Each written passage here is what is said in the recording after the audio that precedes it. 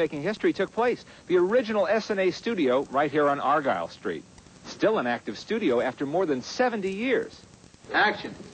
Today's bill of fare is a Little Caesars pizza commercial. But 70 years ago, there was a somewhat different kind of filmmaking going on here at Essanay. That's right. Charlie Chaplin worked here in 1915 with fellow comic Ben Turpin. And so did a lot of other important film personalities, because for nearly 10 years, Chicago was a major center of movie production. In fact, filmmaking hadn't yet settled in California when Chicago, like New York City, was flourishing in the mushrooming movie industry.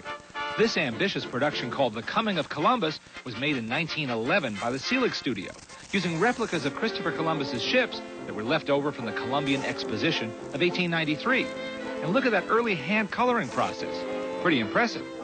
Several studios turned out hundreds of short silent films during the first 2 decades of this century.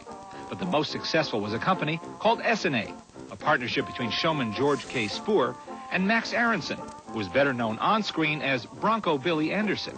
He thought that if you went out and shot westerns on real western locations, that you could have something that the public would really go crazy over.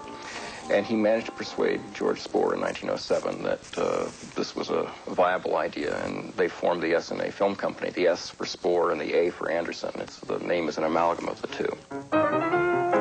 Essanay was home to a number of prominent players, including Wallace Beery, who starred in a series of roughhouse comedies about a Swedish washerwoman named Sweedie. His frequent partner in slapstick was a young cross-eyed comic named Ben Turpin. This 1908 episode was filmed on location at Lake Michigan. Essanay's most popular player was undoubtedly Francis X. Bushman, a matinee idol with a classic profile and a commanding screen presence. In this 1914 melodrama called In the Moon's Ray, Bushman even braved the winter weather to do a bit of unsubtle detective work. But that wintry climate proved to be a major villain in driving filmmakers away from Chicago.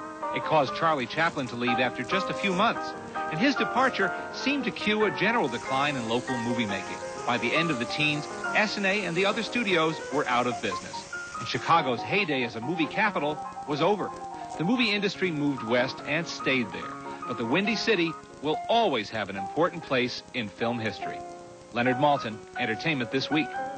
Our thanks to Leonard Maltin, and our promise to you, we'll be back with a lot more show from the Windy City. Stay with us.